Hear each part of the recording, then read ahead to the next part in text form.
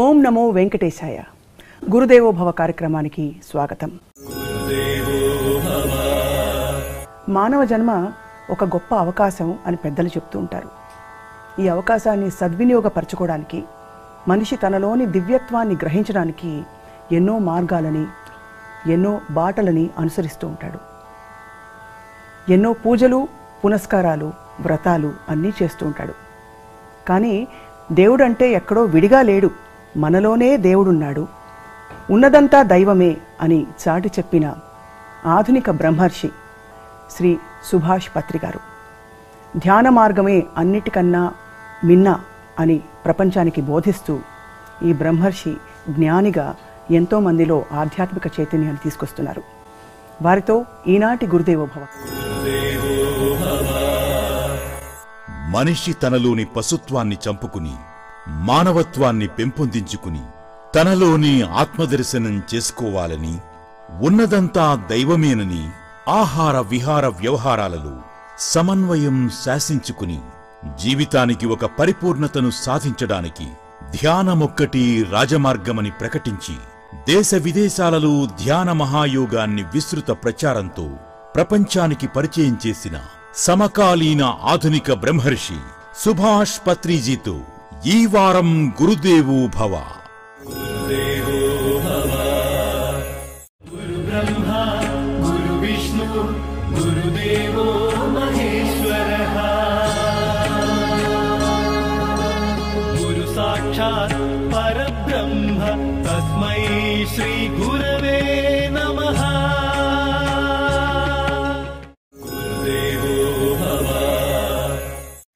సర్వం బ్రహ్మమయం రే రే సర్వం బ్రహ్మమయం కిం వచనీయం కిమవచనీయం కిం రచనీయం కిమరచనీయం సర్వం బ్రహ్మమయం.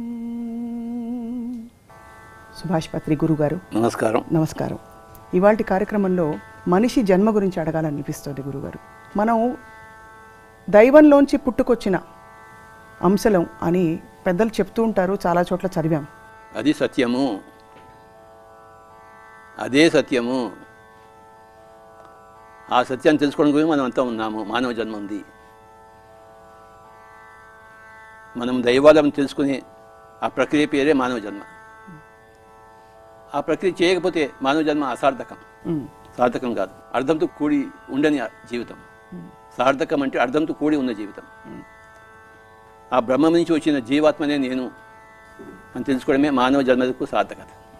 అందుకోసమే ఉంది మానవ జన్మ. కుతూహలం ఏదైతే ఉంటుందో, అంటే ఏదో ఆశ్రయించాలి, ఇది కాదు జీవితం, అది జన్మజన్మల సాధనతో వస్తుందా లేక గురువుల ఆశీస్సుల వల్ల వస్తుంది? ప్రతిదీ జన్మజన్మల సాధనే. మీ జన్మ పరంపర వేరు, నా జన్మ పరంపర వేరు. కనుక ఇప్పుడు మీరు వేరే, ఇప్పుడు నేను వేరే. ప్రతి ఒక్క మనిషి అనేక జన్మల సముదాయం. భగవద్గీతలో శ్రీకృష్ణుడు వారు చెప్తారు, బహూనాం జన్మనామంతే జ్ఞానవాన్ మాం ప్రపద్యతే. బహూనాం జన్మన్, ఎన్నో మానవ జన్మలు ఎత్తిన తర్వాత తనను తాను తెలుసుకుంటాడు. మాం అంటే కృష్ణుడు అని కాదు, తనను తాను. మాం ఇది ఇన్వర్టెడ్ కామర్స్, అది మొత్తం అంతా భగవద్గీత సారం. బహూనాం జన్మనామంతే, ఎన్నో జన్మలు పడుతుంది. మొట్టమొదటి జన్మలో శైశవాత్మగా ఉంటాడు, తర్వాత బాలాత్మగా ఉంటాడు, ప్రౌఢాత్మ, తర్వాత వృద్ధాత్మ, తర్వాత విముక్తాత్మ, తర్వాత పరమాత్మ అవుతాడు. అందరూ పరమాత్మలు అవుతారు. బాలాత్మగా శైశవాత్మగా పుట్టి కొన్ని వందల జన్మలు తీసుకుంటుంది. కనీసం 400 జన్మలు పడతాయి ఎవరైనా శైశవాత్మ నుంచి పరమాత్మ స్టేట్ వరకు రావడం. అందరూ అవుతారు. ఇప్పుడు మానవ జన్మ చూసుకుందాము. చిన్న పిల్లవాడు పుడతాడు, వాడు పెద్దవాడు అవుతాడా లేదా? అందులో ఆశ్చర్యం ఏమైనా ఉందా? పెద్దవాడు అయితే, పెద్దవాడు కాకపోతే ఆశ్చర్యం ఉంది. అందరూ పెద్దవాళ్ళు అవుతారు. అలాగే ప్రతి శైశవాత్మ పరమాత్మ అయి తీరుతుంది జన్మ పరంపరలో, అనుభవంతో. గురువుగారు గుడులని పెద్ద అంగీకరించరు కానీ గోపురాల్ని మాత్రం అంగీకరిస్తారంటారు. ఇప్పుడు నేను ప్రైమరీ స్కూల్లో ఉంటే ప్రైమరీ స్కూల్ పాఠాలు నేర్చుకుంటాను. మిడిల్ స్కూల్కి వెళ్తే పాఠాలు మారుతాయి. హై స్కూల్కి వెళ్తే, కాలేజీకి వెళ్తే, యూనివర్సిటీకి వెళ్తే, అలాగే ఎవరి స్టేజ్లో వాళ్ళకి ఆ క్లాసెస్, ఆ పాఠాలు ముఖ్యము. నాకు ఇప్పుడు గుడులు కాదు ముఖ్యము, నాకు గోపురాలు ముఖ్యం అంతే. ఒకప్పుడు నాకు గుడులు ముఖ్యం అయి ఉండొచ్చు గత జన్మల్లో, కానీ ఇప్పుడు మటుకు నాకు గోపురం ముఖ్యం. అప్పుడు అది సత్యమో, ఇప్పుడు ఇది సత్యము.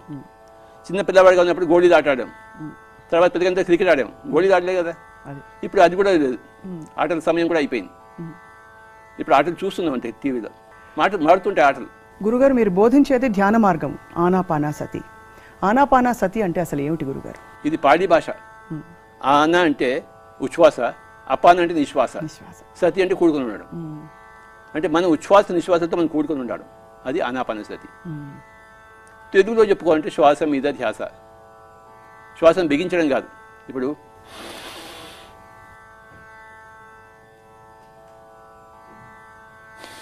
నేను లోపల బిగించాను, అది అంతర్కుంభకం. బయట వదిలిపెట్టేసి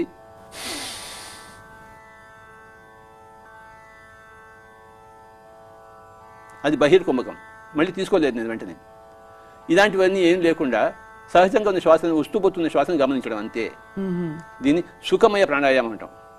శ్వాసను బిగించడం అంటే కుంభకం చేయడం, అది హఠయోగ ప్రాణాయామం. మనది రాజయోగ ప్రాణాయామం, అంటే సుఖమయ ప్రాణాయామం, అది ఆనాపానసతి. అది నేను గ్రహించాను సృష్టి నుంచి, మళ్ళీ సృష్టికి ఇస్తున్నాను. ఏది సృష్టి నుంచి గ్రహించానో అది మళ్ళీ సృష్టికి. సో అంతా శ్వాసలోనే ఉందన్నమాట. మొత్తం అంతా రహస్యం అంతా శ్వాసలోనే ఉంది. ఈ శ్వాసని గమనించడం అనే ప్రక్రియ ఏదైతే ఉందో అది మన దైనందిన స్థితిగతుల్ని, మన మానసిక స్థితిని మారుస్తుందా, లేక ఆధ్యాత్మికంగా కూడా మనకి ఎన్నో చక్రాల గురించి మాట్లాడతాం మనం. 7 చక్రాలలో ఈ చక్రం నుంచి ఈ చక్రానికి మన ఎవల్యూషన్ అంటాం, మన పురోగతి కొనసాగుతుందని చెప్పి, అది కూడా జరుగుతుందా గురుగారు? మీరు ఏది అనుకుంటే అది జరుగుతుంది. ఇప్పుడు కామధేనువు ఏమి ఇస్తుంది? ఏది అడిగితే అది ఇస్తుంది. కనుక ఇది ఏదంటే అది ఇస్తుంది మీకు. శారీరకంగా ఏం కావాలో అది ఇస్తుంది, మానసికంగా ఏది కావాలంటే అది ఇస్తుంది, బుద్ధిపరంగా ఏది కావాలో ఇస్తుంది, ఆత్మపరంగా ఏది కావాలో అది ఇస్తుంది. మీ ఇష్టం. అది మన సంకల్పతోటే మొదలు పెట్టాలి. అయితే శ్వాస మీద ధ్యాస అనే మెడిటేషన్ సంకల్పం కాదు, ఫస్ట్ దాన్ని అభ్యాసం చేయాలి అంతే. మీ సంకల్పము పైన వాళ్ళకి తెలుసు, అది మీ సంకల్పం బట్టి మీ మనసులో ఏదుంటే పై వాళ్ళకి తెలియదు ఏంటి, తెలుసు కదా. కనుక మీరు ధ్యానం చేస్తుంటే ఆ పై వాళ్ళు మీకు ఇస్తుంటారు. మీకు ఏది కావాలో అది మీరు తెలుసు. పిల్లవాడు ఉన్నాడు, తల్లి ఏం చేస్తుంది? పిల్లవాడు అడుగుతాడా తల్లిని? తల్లి ఇస్తుంది కదా. మనకు కూడా పైన ఉన్న లోకల్ మాస్టర్స్ అందరూ అడగకుండానే ఇస్తారు మనం ధ్యానం చేస్తే. అంటే మనం నోరు తెరిస్తేనే తల్లి పాలు తెచ్చేది, నోరు తెరవకపోతే. నోరు తెరవడం పేరే ధ్యానం. ఆ ధ్యానం చేస్తుంటే మనకు కావాల్సినవన్నీ వస్తుందంటే మనకి ఏది కావాలో అది అడగక్కర్లేదు. ఈ పైవాడు అని మీరు సంబోధించారు కదా గురుగారు, పైవాడు అంటే ఎవరు? పైలోకాలు ఉండేవాళ్ళు. ఇది భూలోకము, భూలోకం పైన భూవర్లోకము, భూవర్లోకం పైన సువర్లోకము, సువర్లోకం పైన జనాలోకము, జనాలోకం పైన మహాలోకం, మహాలోకం పైన తపోలోకం, పైన సత్యలోకం. ఎన్ని లోకాలు ఉన్నాయి. వాళ్ళన్నీ పైలోకవాసులు, మనం భూలోకవాసులు. వాళ్ళైతే పైలోకవాసులు. వాడు పైనుంచి అన్ని చూస్తుంటాడు వీడికి ఏం కావాలని చెప్పేసి. తల్లి తన శిశువుని చూసినట్టు ఎంత బాగా కాపాడుకుంటుంది.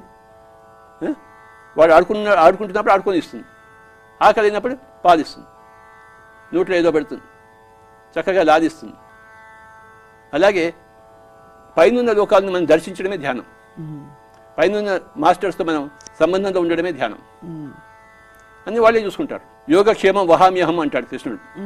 ఓకే, అనన్యాన్ చింతయంతో మాం ఏ జనా పర్యుపాసతే తేషాం నిత్యాభియుక్తానం యోగక్షేమం వహామ్యహం. యోగము క్షేమము, ప్రాపంచిక క్షేమము, ఆధ్యాత్మిక యోగం రెండు నేను చూసుకుంటానని చెప్పాడు. నువ్వు ధ్యానంలో ఉండి అంతే.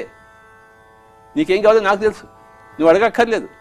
అనన్యాన్ చింతయంతో, ఇంకో వేరే చింత లేకుండా, అనన్యాన్ చింతయంతో మాం ఏ జనా పర్యుపాసతే తేషాం నిత్యాభియుక్తానం యోగక్షేమం వహామ్యహం. మీరు అడిగిన ప్రశ్నకి ఈ శ్లోకమే సమాధానం. అంటే ధ్యానము మీకు యోగాన్ని ప్రసాదిస్తుంది, క్షేమాన్ని ప్రసాదిస్తుంది. ధ్యానం చేయకపోతే ఏది రాదు మీకు. ఎక్కడున్న గొంగళి అక్కడే. గురుగారు, బయటికి మనం ప్రకటించడం, ఉదాహరణకి పూజలు చేయడం, అంటే క్రియ రూపంలో ఏదో ఒకటి చేయడం. రెండోది గోయింగ్ ఇన్వర్డ్, అంటే మన అంతర్ప్రపంచాన్ని చూసుకునే మార్గం, ధ్యాన మార్గం. వీటి రెండింటికి ప్రధాన తేడా ఏంటి గురుగారు? చిన్నగా ఉన్నప్పుడు బొమ్మల పెళ్ళిళ్ళు చేసుకున్నాం. దసరాలో బొమ్మల పెళ్ళిళ్ళు చేసాం చిన్నప్పుడంతా, నాకు తెలుసు. పెద్దగా అయిన తర్వాత బొమ్మల పెళ్ళిళ్ళు చూస్తామా? సొంతంగా పెళ్లి చేసుకుంటామా? కనుక బొమ్మల పెళ్ళిళ్ళు, చిన్న పిల్లలుగా ఉన్నప్పుడు బొమ్మల పెళ్ళిళ్ళు సహజము, అసహజం కాదు. పెద్దగా అయిన తర్వాత యాక్చువల్ పెళ్లి సహజము. ధ్యానం అనేది యాక్చువల్ పెళ్లి. నువ్వు పెద్దగా అయ్యావు ఇప్పుడు, నువ్వు ఇంకా చిన్నపిల్లవాడు కాదు బొమ్మలతో ఆడుకోవడం కోసం. కనుక పెళ్లి చేసుకోని చెప్తున్నాం, ధ్యానం చేసుకోవాలి. నీ సొంత కళ్యాణం గావించుకో అని చెప్తా. ఇక్కడ ధ్యాన మార్గాన్ని గురించి ప్రత్యేకించి 2-3 ప్రశ్నలు గురుగారు. ధ్యాన మార్గంలోకి రావాలంటే ఆనాపానసతి మనం ఇనిషియేషన్ అంటాం, అటువంటిది ఏమన్నా ఉంటుందా? ఏమీ ఇనిషియేషన్ ఏం లేదు. ఒకసారి నేను చెప్తే మీరు జీవితం అంతా దాన్ని అభ్యాసం చేసుకోవచ్చు. దాని ఇనిషియేషన్ అన్నాను, సమాచారం ఇవ్వడం అంటాను. ఇప్పుడు బస్ స్టాండ్కి వెళ్తాము, తిరుపతికి బస్సు కావాలి అని అడుగుతాము, వెనుకబడి ఉంటాం. వాళ్ళు ఏం చెప్తారు? 92 బస్సు ఎక్కువయా, తిరుపతికి వెళ్తావు, మళ్ళీ అక్కడ ఇంకో బస్సు వస్తుంది, తిరుమలకి వెళ్తావు, వెంకటేశ్వర స్వామి దర్శనం చేసుకుంటా అంటారు. వాడిని మీరు గురువు అంటారు, ఇనిషియేషన్ అంటారా? సమాచారం ఇవ్వడం అంతే. ఐఎమ్ ఓన్లీ సమాచారం ఇస్తాను. నేను సమాచారం ఇచ్చే మనిషినే, నో ఇనిషియేటర్. ధ్యానం ఎలా చేసుకోవాలో సమాచారం ఇస్తాను, ఆనక మీ ఇష్టం. Information giver. నేను స్పిరిచువాలిటీని అంతా అధ్యయనం చేశాను, నా జీవితం అంతా పణంగా పెట్టాను, నాకు అదే కావాలి కనుక నాకు అందులో ఇన్ఫర్మేషన్ అంతా ఉంది. నా దగ్గర ఇన్ఫర్మేషన్ మీరు అడిగితే మీకు ఇస్తాను. Information giver, not an initiator. So there is nothing like initiation. ఇది కంటిన్యూస్ ప్రాసెస్, అంటే ఇది ఈ క్రమం ఇలా కొనసాగుతుంటుంది. అన్ని లోకాలకి చేరుకోవడం అనేది మనిషి ఎన్నో జన్మల సాధనతో అని పెద్దలు చెప్తుంటారు గురుగారు. అసలు ఒక మానవ జన్మలో, ఒక మనిషి జన్మ పుట్టిన తర్వాత ఈ జన్మలో తను ఏం చేయాలనే మార్గం, అది అంతఃస్ఫురణతో వస్తుందా? ప్రతిదీ అంతఃస్ఫురణే, ప్రతిదీ అంతఃస్ఫురణే. అంటే పర్పస్ ఆఫ్ లైఫ్ అంటాం కదా, ఫర్ ఎగ్జాంపుల్. అదే చిన్నప్పుడు మనకి తెలియదు పర్పస్ ఆఫ్ లైఫ్, తెలియవలసిన అవసరము లేదు. అప్పుడు చిన్నప్పుడు ఆటలాడుకోవాలి అంతే, అదే పర్పస్. పెద్దగా అందరూ పెళ్లి చేసుకుంటాం. బ్రహ్మచర్యాశ్రమము, గృహస్థాశ్రమము, వానప్రస్థాశ్రమము, సన్యాసాశ్రమం, ఈ 4 ధర్మాలు తప్పనిసరి మనిషికి అంటారు. తప్పనిసరి. హిందూ ధర్మం యొక్క గొప్పతనమే అది. బ్రహ్మచర్యాశ్రమంలో నేర్చుకుంటూ ఉండు, గృహస్థాశ్రమంలో సంసారం చేయి. కొంతమంది పిల్లలకు శరీరాన్ని వాళ్ళ ఆత్మలు రావదలుచుకున్నారు, నువ్వు వాళ్ళకి శరీరాన్ని ప్రసాదించాలి.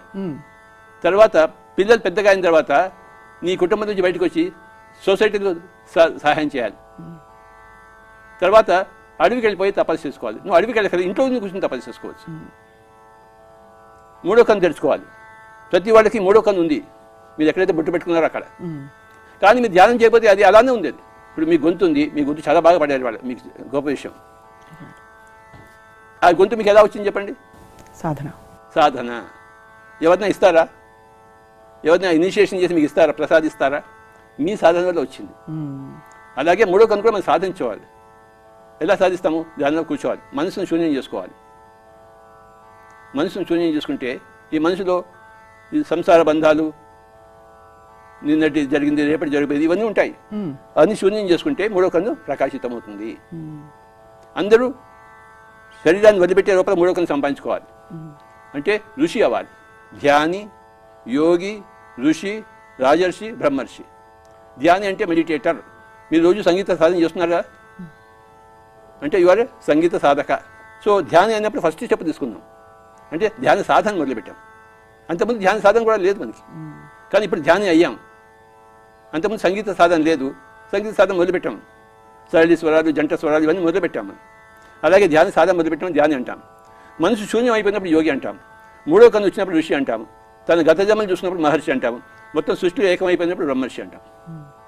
ధ్యాని, యోగి, ఋషి, మహర్షి, బ్రహ్మర్షి, ఇది అయితే రాదు. చనిపోయి ముందర ప్రతి ఒక్కళ్ళు, ఎవరికైనా ఛాన్స్ ఉంది. అది ధ్యాన మార్గం ద్వారా, ధ్యాన మార్గం ద్వారానే. సో ధ్యాన యోగం అయితే భక్తి యోగం. భక్తి అనేది మనం బాహ్యంగా ప్రకటించేది. స్వస్వరూపానుసంధానం భక్తి రీతి అభిధీయతే. స్వస్వరూపంతో అనుసంధానం కావడమే భక్తి అని చెప్పబడుతుంది అన్నారు. ఇది భక్తి సూత్రాల్లో ఉంది. స్వస్వరూపానుసంధానం భక్తి రీతి అభిధీయతే.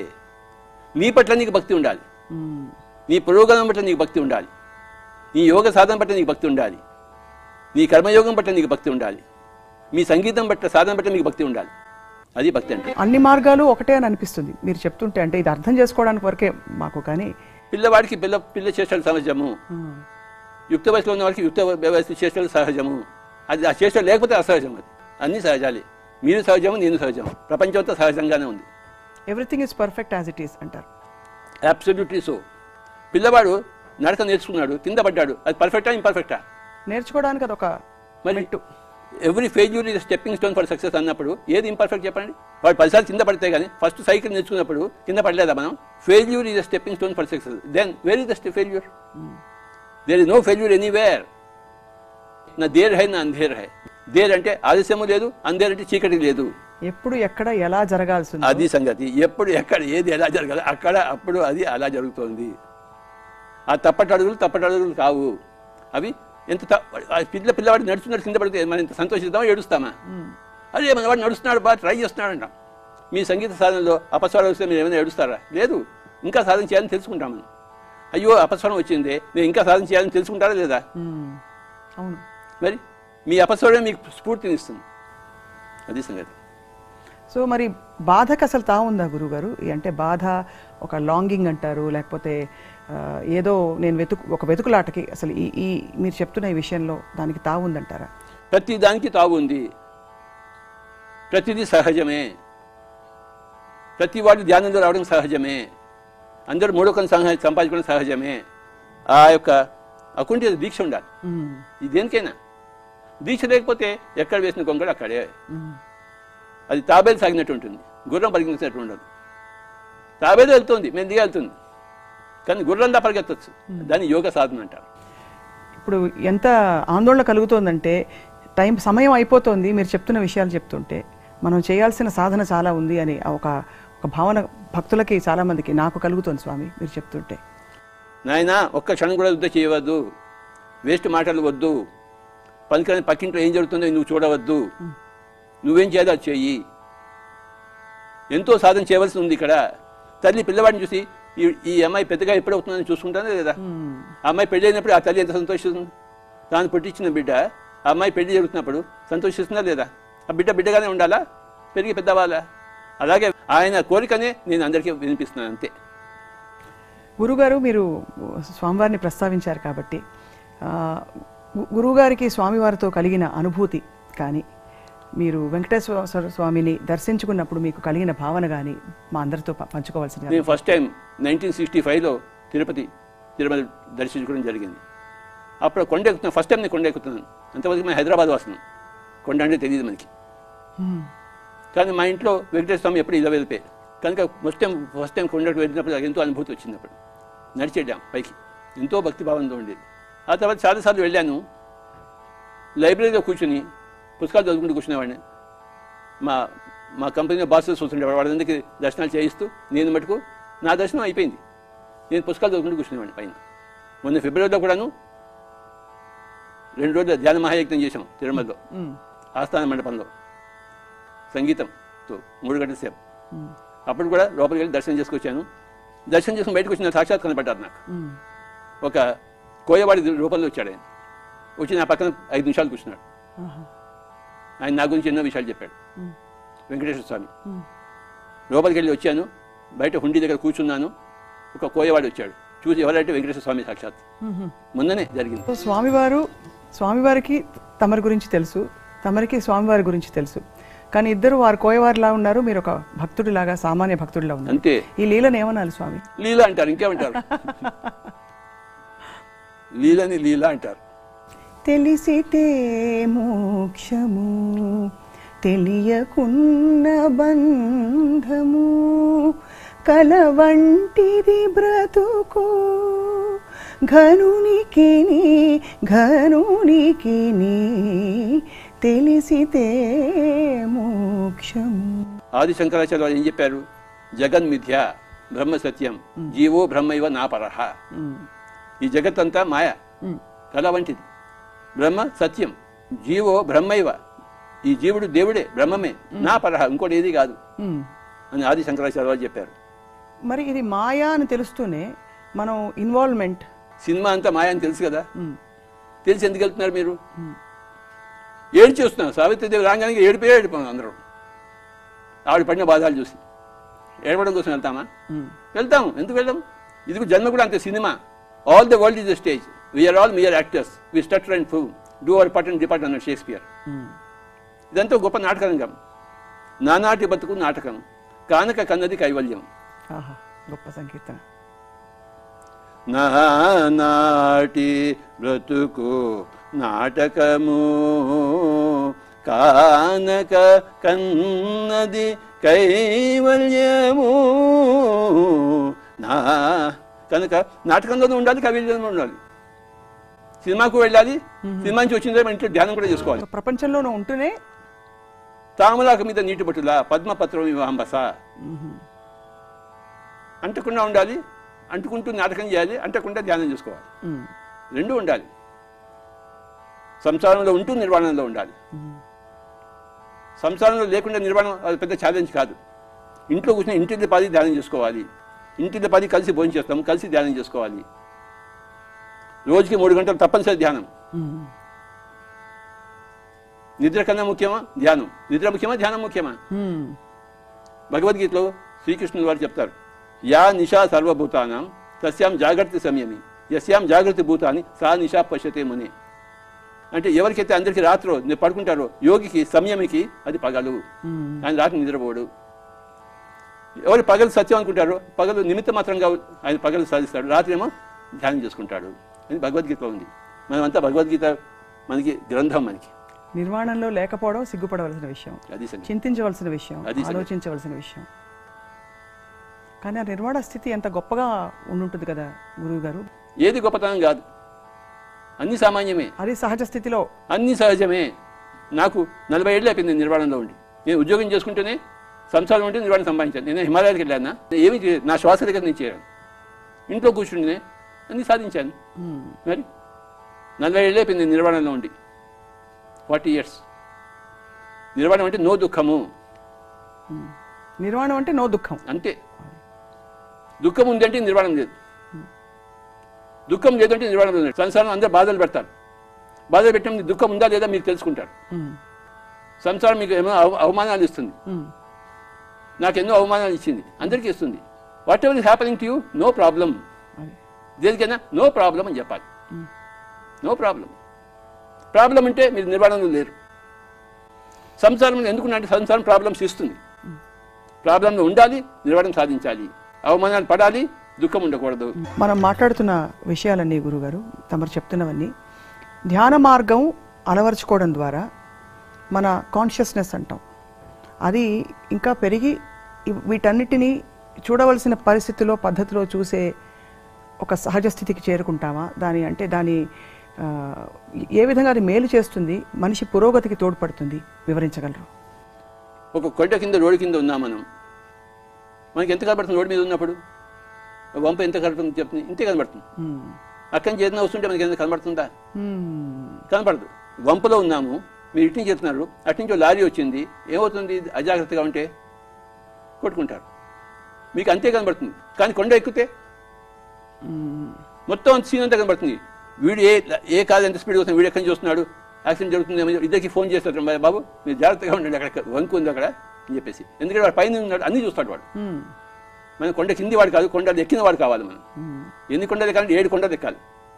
ధ్యానం ద్వారా 7 కొండలు. ఏమిటా 7 కొండలు? మూలాధార కొండ, స్వాధిష్టాన కొండ, మణిపూరక కొండ, అనాహత కొండ, విశుద్ధ కొండ, ఆజ్ఞా కొండ, సహస్రార కొండ. 7 కొండలు. అయ్యా నేను 7 చక్రాలు సాధించాను, మీరు కూడా సాధించండి అని చెప్తున్నాడు ఆయన. కానీ మనం ఆయన మాట వినాం కదా, మనం ఆయన మాట వినము, అది వచ్చింది గొడవ. అందరూ ఈ ఛానల్ ద్వారా ఈ మాటలు వినాలని నేను కోరుకుంటున్నాను. ఆ 7 చక్రాలని సాక్షాత్కరించుకోవడానికి మార్గం ధ్యాన మార్గం ఆనాపాన సతి. సరి గమ పద ని సా ని ద ప మ గ రి స. షడ్జమం, రిషభం, గాంధారం, మధ్యమం, పంచమం, దైవతం, నిషాదం. షడ్జమం వెళ్ళాలి కదా. ఒక షడ్జమంలో అంటే సరిపోతుందా? రిషభం, గాంధారం, మధ్యమం అన్ని రావాలా వద్దా? నేను కేవలం శరీరం ఉంటే మూలాధారంలో ఉన్నట్టు నువ్వు. స్వాధిష్టానం నువ్వు ఈ యొక్క ఆ బాంధవ్యాలు చూసుకోవాలి. మణిపూరకం పండితుడు కావాలి. అనాథం నోరు మూసుకోవడం తెచ్చుకోవాలి. విశుద్ధం అంటే ఈ గత జన్మ కర్మలన్నీ తుడిచేసుకోవాలి. ఆజ్ఞ అంటే 3వ కన్ను సంపాదించుకోవాలి. సహస్రం అంటే లోకానికి కళ్యాణ కార్యక్రమం అయ్యాలి. అన్నీ సాధించాలి. కేవలం షడ్జమంలో ఉంటే అంతే సంగీతం అవుతుంది ఏంటి? 7 స్వరాలు ఉండాలి, అప్పుడు సంగీతం వస్తుంది.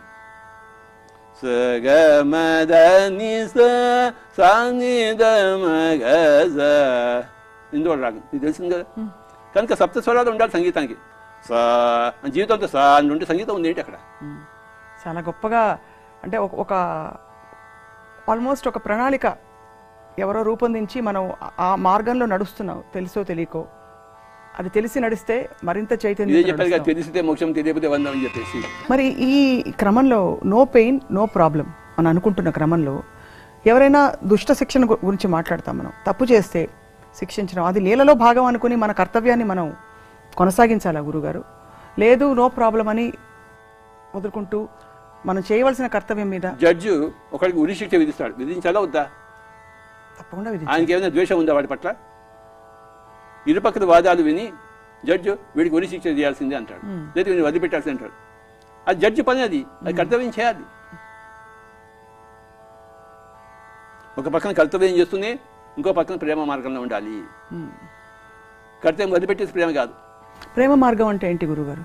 ప్రేమ మార్గం అంటే అందరితో అన్ని నేనే అని అనుకోవడం అన్నంత వరకేనా? ప్రేమ మార్గం అంటే మనం మానవాళితో ఐక్యమై ఏదైనా చేయాలా? ప్రేమ మార్గం అంటే ధ్యాన మార్గమే. ధ్యానం ద్వారా వచ్చే ప్రేమే. ప్రేమ కాని ప్రేమ అది సంపూర్ణము. అది ధ్యానం చేస్తే తెలుస్తుంది, లేకపోతే తెలియదు. అందరూ ధ్యానం చేసి తీరవలసిందే. భక్తులందరూ యోగులు కావాల్సిందే. పిల్లలందరూ పెద్దవాళ్ళు కావాల్సిందే. అది మన యొక్క సూత్రం. గురుగారు, ఇప్పుడు చాలామంది ఈ మార్గంలో నడుస్తూ పిరమిడ్ మెడిటేషన్ కనుక ఆశ్రయించాలని అనుకుంటే, అంటే పిరమిడ్ కింద కూర్చుని దాని గొప్పతనం ఏంటి గురుగారు? ఒక మైక్రోస్కోప్ యొక్క గొప్పతనం ఏంటి? బ్యాక్టీరియా కనబడుతుంది. మైక్రోస్కోప్ లేకపోతే నీళ్లు తాగుతున్నాం, నీటిలో ఉన్న బ్యాక్టీరియా కనబడుతుందా? కానీ నీటిలో బ్యాక్టీరియా ఉందా లేదా? దాన్ని చూడాలంటే మైక్రోస్కోప్ కావాలి. ఒక టెలిస్కోప్ ఉంటుంది, నక్షత్రాలు బాగా కనబడతాయి. టెలిస్కోప్ లేకుండా నక్షత్రాలు కనబడతాయి, కొన్ని మినుకుంటూ ఉంటాయి. టెలిస్కోప్ పెట్టుకుంటే బాగా కనబడతాయి, పెద్దగా కనబడుతుంది. భూతద్దంతో ఆ కాగితం కాలుతుంది. ఎందుకు కాలుతుంది చెప్పండి? భూతద్దంతో. భూతద్దం లేకపోతే ఆ కాగితం కాలదు. కానీ భూతద్దం ఉంటే ఆ సూర్యకిరణాన్ని ఏకీకృతం చేసి మంట ఎక్కువ పెట్టించి అది కాగితం కాలుతుంది. ఎంత గొప్పగా! పిరమిడ్ భూతద్దం లాంటిది. ఆ యొక్క అన్ని చోట్ల శక్తి ఉంది, కానీ దాన్ని ఏకీకరించి చేసి మనకి ఎంతో ఉపయోగపడుతుంది పిరమిడ్. ఆ కోణము, ఆ భూతద్దం లాంటిదే పిరమిడ్. భూతద్దం కావాలా వద్దా చెప్పండి? ఆ కాగితం మండాలండి, మండు మండు అంటే మండుతుంది, ఏంటి అది? కానీ భూతద్దం పెట్టండి, లటకం మండుతుంది. ఆ భూతద్దంగా పనిచేస్తుంది పిరమిడ్. గురుగారు, తమరు సంగీతం అభ్యసించినట్టు స్పష్టంగా తెలుస్తోంది. అయ్యా, సంగీతం తమరి ప్రయాణానికి ఎలా ఉపయోగపడింది గురుగారు? చిన్నపంచి మా అమ్మగారు నాకు సంగీతం నేర్పించడానికి ఉబలాటాడు. ఎందుకంటే ఆవిడ నేర్చుకోలేదు కనుక తన పిల్లలు నేర్చుకోవడం చెప్పాను. నేను ఫ్లూట్ నేర్చుకున్నాను. ఇక్కడ హైదరాబాద్ సికింద్రాబాద్లోనే మా ఫ్లూట్ సంగీత గురుగారు టిఎస్ చంద్రశేఖర్ అని ఉండేవారు. ఆయన దగ్గర 10 సంవత్సరాలు నేర్చుకున్నాను. తర్వాత కర్నూలుకి ఉద్యోగం రీత్యా వెళ్ళినప్పుడు డాక్టర్ శ్రీపాద పినాక్ కుమార్ గారి దగ్గర 3 సంవత్సరాలు నేర్చుకున్నాను. ఆహా, గొప్ప గురువుల ఆశీస్సులు. కానీ ఆ తర్వాత ధ్యానం వచ్చేసింది, సంగీతం మూతపడింది, ధ్యానం బయటకు వచ్చింది. ఒక్కొక్క స్థితిలో అలా అనిపిస్తుంది గురుగారు, అది కరెక్టా కాదా అనిపించి. అంటే పాడే వాళ్ళకు కూడా పాట కూడా పాడబుద్ది అవ్వదు, ఏమి మౌనంగా కూర్చోవాలనిపిస్తుంది. సంగీత జ్ఞానము భక్తి వినా సన్మార్గం కలది అన్నాడు త్యాగరాజు. సంగీత జ్ఞానం కావాలి, తర్వాత భక్తి కావాలి. భక్తి అంటే ఏంటి? స్వస్వరూపానుసంధానం భక్తి రీత్యభిధీయతే. ఆ స్వస్వరూపానంతో ధ్యానంతో వస్తుంది. సంగీతం ఉండి ధ్యానం అంటే అంతకన్నా గ్రేటెస్ట్ కాంబినేషన్ అది. అదే సన్మార్గము. సంగీత జ్ఞానము భక్తి వినా సన్మార్గం కలదే. అందరూ సంగీతం కావాల్సిందే. మీలో చాలా సంగీతం ఉంటే I'm very very happy to hear you. గురువుల ఆశీస్సులు. గురుగారు, తమరి ప్రయాణంలో గురువుల ఆశీస్సులు ఎలా ఉపయోగపడ్డాయి? అంటే మీకు గురువులంటూ ప్రత్యేకంగా ఏమన్నా మార్గాన్ని బోధించారా? 1976లో మా ఒక మిత్రుడు రామచంద్రారెడ్డి అని చెప్పేసి ఆయన ధ్యానం మొదలుపెట్టాడు. ఆయన నాకు ఇన్ఫర్మేషన్ ఇచ్చేవాడు. ఆయన దగ్గర నేను ఇన్ఫర్మేషన్ తీసుకుని నేను ధ్యానం మొదలుపెట్టాను. 1981లో సదానంద యోగి అని చెప్పేసి కొన్ని 100 సంవత్సరాలతో యోగితో నాకు సంపర్కం జరిగింది. ఆయన కర్నూలులో ఉండేవారు. ఆయనతో 3 సంవత్సరాలు ఉన్నాను నేను. ఆయన ఒకరోజు పిలిచి ఏప్రిల్ 16, 1983 సుభాష్, నా టైం అయిపోయింది, నాకు సమాధి ఏర్పాటు చేయాలని చెప్పారు. ఓకే స్వామీజీ అని చెప్పేసి సమాధి ఏర్పాటు చేశాము. స్వామి మీ సమాధి ఏర్పాటు మీరు పోవచ్చు అంటే ఆయన టైం ఫిక్స్ చేసుకుని పోయారు. కర్నూలులో ఆయన దగ్గర 2.5 సంవత్సరాలు నేను ఉన్నాను.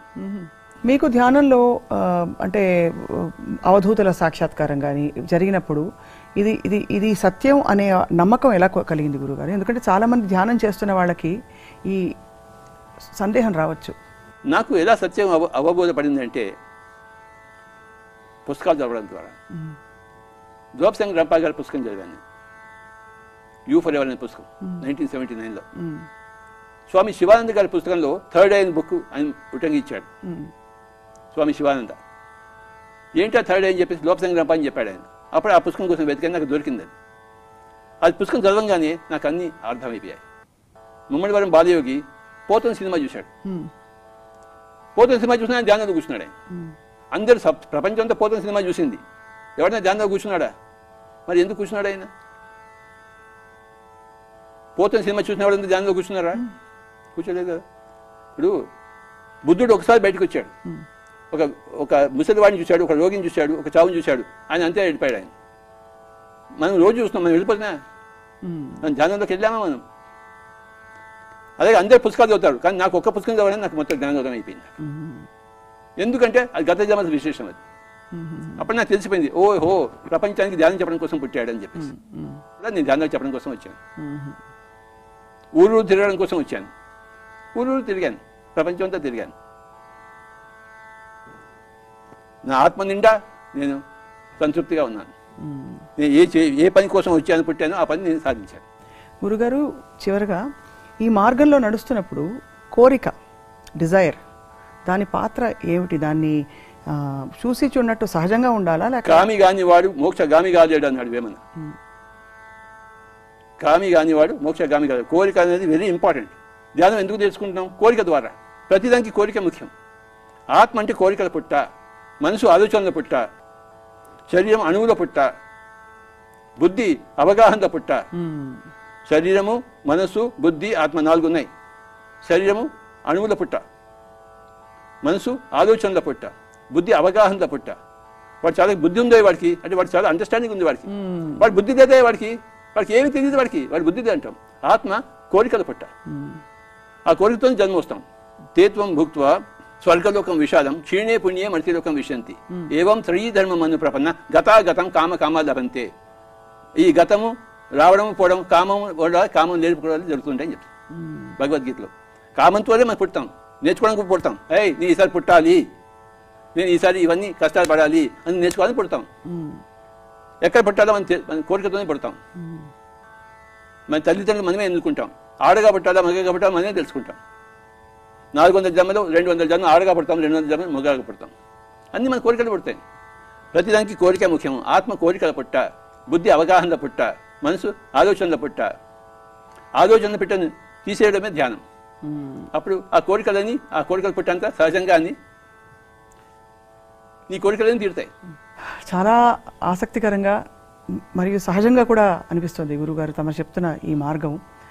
సో ధ్యానం చేయడానికి ఇన్ఫర్మేషన్ సేకరించాలంటే గురువులు లేరని చెప్పారు కాబట్టి తమరు ఏ సమయంలో చేయాలి, ఎంతసేపు చేయాలి? ఏ టైం అయినా సరే, any time, any place, any situation, ఏ దేశ కాల పరిస్థితిలోనైనా చేతులు పెట్టుకోవాలి, హాయిగా కూర్చోవాలి, కళ్ళు 2 మూసుకోవాలి, శ్వాస మీద ధ్యాస పెట్టాలి. సుఖమయ ప్రాణాయామం, ఆనాపానసతి, అంతే. కళ్ళు 2 మూసుకోవాలి, అదే వైరాగ్యం. శ్వాస మీద ధ్యాస పెట్టాలి, అదే అభ్యాసం. భగవద్గీతలో అర్జునుడు కృష్ణుని అడుగుతాడు, కృష్ణ, ఈ మనసును కంట్రోల్ చేయడం చాలా కష్టం నాయనా, వాయువుని ఎలా కంట్రోల్ చేయడం కష్టమో మనసుని కంట్రోల్ చేయడం కష్టం నాయనా, ఏం చేయమంటావు అన్నాడు. చంచలం హి మనః కృష్ణ ప్రమాది బలవద్ దృఢం తస్యాహం నిగ్రహం మనియే వాయువుదివ సుదుష్కరం అన్నాడు. అప్పుడు కృష్ణుడు ఏం జవాబు చెప్పంటే, అసంచయ మహాబాహో, నువ్వు చెప్పింది కరెక్ట్ అర్జున. మనో దుర్నిగ్రహం చలం, మనసును దుర్నిగ్రహం చంచలం అది. కానీ అభ్యాసనే తూ కౌంతేయ వైరాగ్యాన్ని చగృహ్యతే. కానీ అభ్యాసం వల్ల, వైరాగ్యం వల్ల అది సాధింపబడుతుంది. వైరాగ్యం అంటే కళ్ళు మూసుకోవడమే వైరాగ్యం. ఈ ప్రపంచాన్ని చూడకుండా కళ్ళు మూసుకోవాలి, అంతే. కళ్ళు మూసుకోవడమే వైరాగ్యము, శ్వాస మీద ధ్యాస పెట్టడమే అభ్యాసము. ఇదే జీవితానికి అంతే మార్గము, అంతే. సూక్ష్మమైన సత్యము. రాత్రి పూట కళ్ళు బుర్త పడిపోతాయి, అప్పుడు కాదు, నువ్వు జాగ్రత్త అవస్థలో కళ్ళు మూసుకోవాలి, అది వైరాగ్యం. జాగృత అవస్థలో కళ్ళు మూసుకోవడం వైరాగ్యం. అది శ్వాస మీద ధ్యాస పెట్టడం అభ్యాసం. అభ్యాస వైరాగ్యాభ్యాం తన్నిరోధ అన్నాడు పతంజలి. అభ్యాస వైరాగ్యాభ్యాం తన్నిరోధ అతః యోగానుశాసనం ఫస్ట్ సూత్రం, యోగ చిత్తవృత్తి నిరోధ సెకండ్ సూత్రం, తథా ద్రష్ట స్వరూపే వస్తనం థర్డ్ సూత్రం.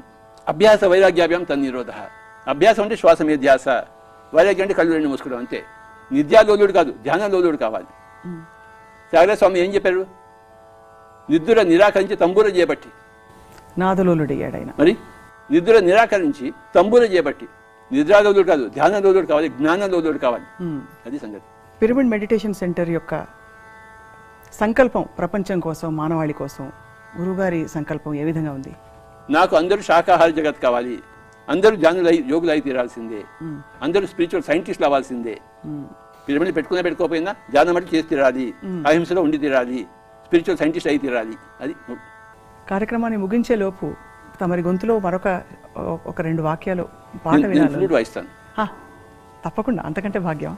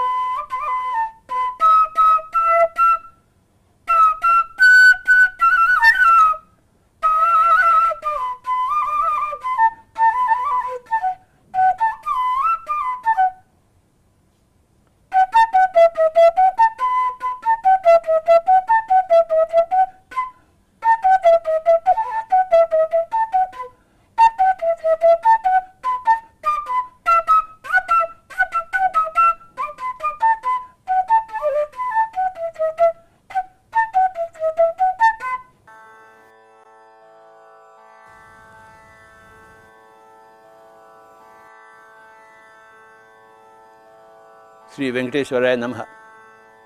ఆయనకి మనం అందరం పాదాభివందనం చేస్తున్నాం, సాష్టాంగ నమస్కారాలు చేస్తున్నాం. అద్భుతమైన ఆధ్యాత్మిక అనుభూతి మా అందరికీ కలగజేసి మీ వేణుగానంతో మీరు చేయించిన ఈ ధ్యానంతో ఇవే మేము ఆశీస్సులుగా భావిస్తూ గురుగారు సుభాష్ పత్రి గారు మీకు సాదర నమస్కారాలు.